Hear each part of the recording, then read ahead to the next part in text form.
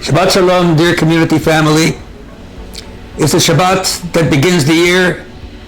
The name connotes beginning. Shabbat Bereshit, the Shabbos of the beginning. We talk about creation, a new start, a new beginning, a new year, a new look at life, and a realization of the priorities of life. To be very succinct and to come right to the point, this first Torah portion, in fact, the first verse, sets the proper standard for our relationship with the world. Israel's relationship with the world. The Jews' relationship with Israel. Where the obvious question that is asked by the classic commentator of the Torah, Rashi, why does the Torah begin with the story of creation?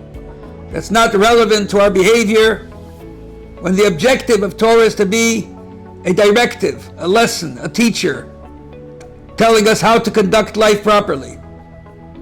That is its purpose. The Torah, the word Torah means teaching, directing. Why then the story of creation? And Rashi immediately tells us, quoting from King David's book of Psalms, Koyach masov higid le'amav losses lehem nachlas goyim.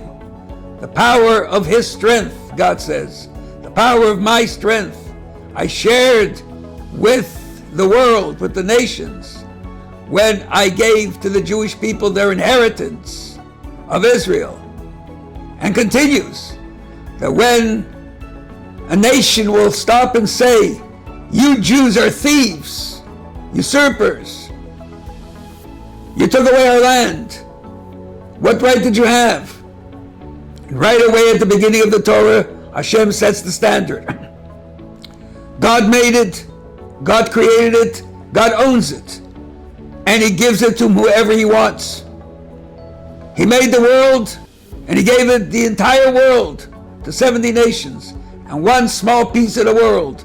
This belongs to the Jew, who has a very important mission. He must be a light unto the nations. He will be hated, he will be persecuted, and there hasn't been a single generation where the Jewish people in one form or another were not threatened. This is not our first rodeo. This is not the first time we're facing existential challenge of our existence and survival. And the Torah says to the world, Israel belongs to the Jewish people. Not from 1948, from the time of creation. And nothing and no one will stand in the way of Hashem. He created the world, He owns it, and He made it, and He conducts it the way He wants. What's necessary for us to do, that's the key. What can we do? We're not on the front lines. Just a few hours ago, before Shabbos came in, about a minute before Shabbos came in Israel, my grandson called me from the front lines. And he said, Zaidi, I want you to know that we're doing everything we have to do. We feel safe, we feel strong, we have a mission. Our mission now is not just to sustain the land of Israel in terms of geographic location. Our mission now is to sustain the life of Israel, the concept of Israel, goodness, kindness, positivity. We are here to battle evil, the most radical evil that you can imagine.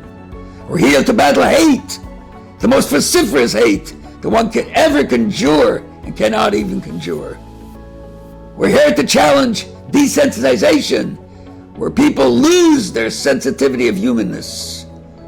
We're looking at it stark in the face, in three-dimensional color, shown to each and every one of us. You can't deny it, but you have to get rid of it. Today, this is not a question of compromise, not a question of diplomacy. It's a question of ridding the world of an evil that we did not even feel that was part of the world, but now you've seen it. This Shabbos is Shabbos Bereshit, a Shabbos of positivity, a Shabbos of strengthening ourselves, a Shabbos of realizing our mission in this world is to bring holiness, goodness into a society that is so critically in need of this. We walk with pride of being God's representatives, God's chosen. We walk with a sense of purpose, knowing that we have something to do in this world.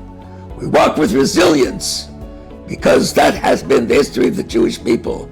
We walk with faith, because that's the ultimate aspect of what protects us. Faith and trust in our Father in heaven was vowed, made a covenant never to forsake us. And history have shown us that he never forsook us, and he never will. God bless you. Let's go to Shabbos with the greatest power we have. Do one of three things. Add in study of Torah with you and your children and your family. Add in the giving of charity for you and your children and your family. Light your candles tonight and get your friends to light the candles tonight. Every candle you light brings more light into the world. Every Torah you study brings more godliness into the world. Every charity you give brings more goodness into the world. And in such a way, we'll flood the world with goodness and kindness, overcome evil, and merit the final redemption, the coming of Mashiach, when all negativity will be wiped away, and we will be all ready to go together to serve God, together with health, happiness, balance, security, and knowledge. Don't define yourself by the hate that's being portrayed against us. We are Jews. Everyone should come to shul with pride, with strength.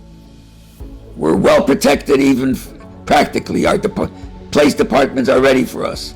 Our security is ready. Don't hunker down.